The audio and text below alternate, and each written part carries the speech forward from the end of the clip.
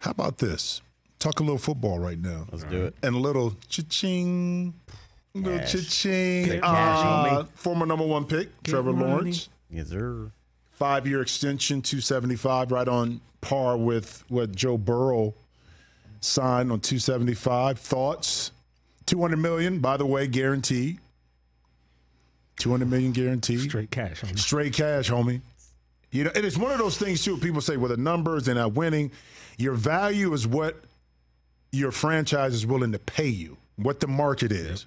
Yep. Okay, so whether you think it's worth it or not, Jacksonville felt he's worth it, and they worth it, meaning $200 million is guaranteed. It's crazy. It's crazy. Anybody see this coming? It was obvious that they were going to extend the deal. I think it was. Unfortunately, we probably all saw this coming. Just based on the signings. Why unfortunately, though, dog? Yeah. Yeah, come on. What has he done to earn this? What has he done? I must have forgot when Jacksonville made the Super Bowl the last couple of years. Joe Burrow's been to the Super Bowl. Joe Burrow almost won the Super Bowl. Well, what about Justin Herbert? Again, I don't think I don't think Herbert's worth that much. Lamar Jackson has 2 MVPs. Jalen Hurts been to a Super Bowl. Almost won it. Probably should have won it if not for a bad call. The best player in the league in the last decade isn't even on the list. Yeah. I think if you look at these guys, who are you taking first in a draft out of these 6 guys?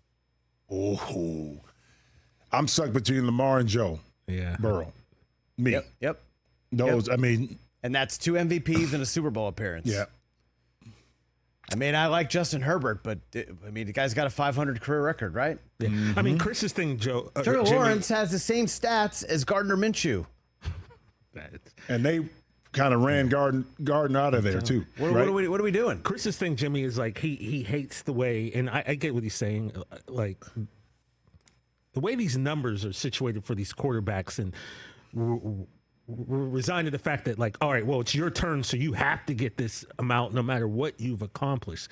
So Chris's biggest problem is with that, like he just said, what has this guy done to deserve this amount of money? Today, I just had kind of just a different thought in mind. It's in 2 years, it's going to look like a great deal when quarterbacks are getting, $65 million dollar contracts. We talked before, Chris, about who's going to reach the $70 million number first. So I guess the way to look at it is, this contract, it'll seem worthwhile in a few years when everyone else is just Brock Purdy's going to get $90 million a year at this rate. And he's better than how many of the guys on that list? Would you take Brock Purdy over Trevor Lawrence? Here's the key word: deserve. That's the key word, because whether you deserve something or not, we've seen a lot of times where somebody we felt didn't deserve or should deserve more, and it hasn't happened. Mm-hmm. So if the franchise is willing to put their eggs in one basket based on the market, based on what they currently have, and say this is our guy for the next 5 years, that's their valuation system. Exactly. I'm not hating on the players. Get all the money you can, obviously. Of course. But teams don't have to do this. You don't have to build your roster this way. I'm more looking at it from the team standpoint. Okay, if you don't extend, you're the team. Trevor Lawrence's agent, you don't sign the extension, not guaranteed to have him. What do? What's your quarterback? What's your quarterback in the future? You going back in the draft? You go to tank? What? He's only played 3 years, so you could technically still have him for another 3 years. You can make him play. He's under contract for a 4th year. Right. Make him play out his 5th year. Mm-hmm. Then you can franchise him tag. You can franchise tag him the 30s. You still have 3 more years to make him, quote unquote, prove it. And yes, look, it's kind of the Jerry Jones way of doing business. Yep. The price does go up, but if he's not winning games, or maybe he gets unfortunately injured again, you could move on and go find someone else in the draft or sign someone in free agency.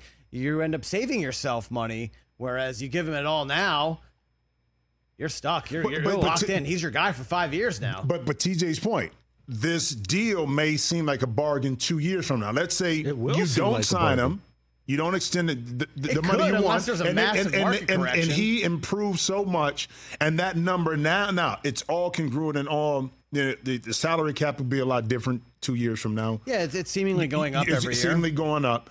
But that money that he's going to command is also going up. So the question is, do you lock him in now Right. at this number? Right. Yeah, knowing yesterday's pricing. Yesterday's pricing is going to be different. And you're hoping that he's on a trajectory where he's improving the next few years. He is not maxed out as a player. He's not capped out his talent, his skills, his ability. That's why I mentioned Jerry Jones. He's backed himself into a corner with Dak Prescott. Dak should walk into Jerry's office and be like, look, 65, 70 million. That is the start of this conversation. Big time. The geniuses in all of this are the Kansas City Chiefs. Yeah. They somehow convinced Patrick Mahomes to sign this 10-year, $450 million deal that now looks like, that's like pocket change now. That's $5 compared to all these guys. Would they have all that jewelry if he hadn't? Because that money they saved allowed them to obviously re-sign and pay other players. Yeah. So now you got to look at, if he would have been greedy and went for that big bag, does that change No, it the was makeup? the big bag back then. The But cap even at that, wasn't we what it kinda is thought he now. was still He kinda signed this 3 underpaid. years ago. Yeah, but we were still kind of, I think at that point, we're like, yeah. But it was still, when he signed it, it was like, It was number one. It was a like, lot. it was a. But he was number one. He's now gone from 1 to 10. Yeah. But if you're from a leverage perspective, just think about it this. As a young player, and this happens in basketball, they say, well, why do you leave college after 1 year? When maybe you may not be an NBA prospect or because you want to get to that second contract. Right. You want to get through the 3-year period of your rookie deal. Yeah. When the team has an option, you want to get to that next contract. So when you're in your 20s, you can have 2 contracts big time. Mm-hmm. And it's the same thing here with Trevor. You signed this early, a 5-year extension on the back end of what he's in now. He's still relatively young for that next deal. If he's on the projection where we think he's going to be, the team is, you get another big contract. So it's strategic on both. So I understand both sides of from the franchise perspective of trying to lock in and get him at today. But from a player and agent perspective, you want to have as many contracts as you can while he's in his growth period and before he reaches his maturation point where he can't get it. Mm-hmm.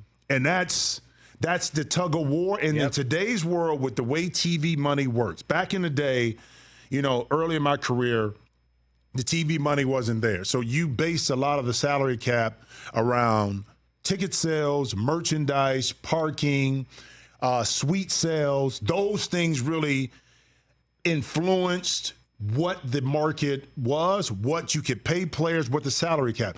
Once TV came into it nationally and internationally, hey, sometimes you'll see stadiums that aren't sold out, but owners are still making money. Oh, yeah. So the TV money influenced so much more, and it's continuing to grow. Look at what the NBA has done with their $7 billion TV, going from 2.7 to $7 billion, I think it is. Crazy. 11-year deal coming up. But that's where, and you got to understand, like in basketball, you say, well, how did this player get paid this money? Why did he get paid? It seemed like he's overpaid. Well, it's a penalty when you don't pay 90% of the salary cap. Somebody has to get the money. Yeah.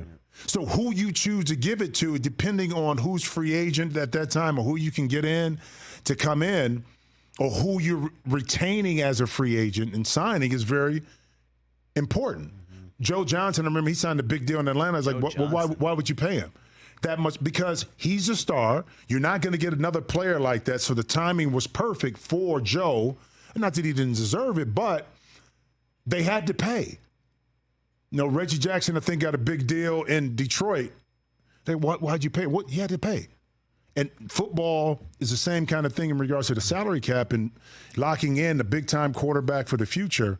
Also, quarterback, it's not like you can just go plug another guy in at quarterback. You can't. It's the toughest position out there. So you get a guy, you almost have to run with him unless he's just awful.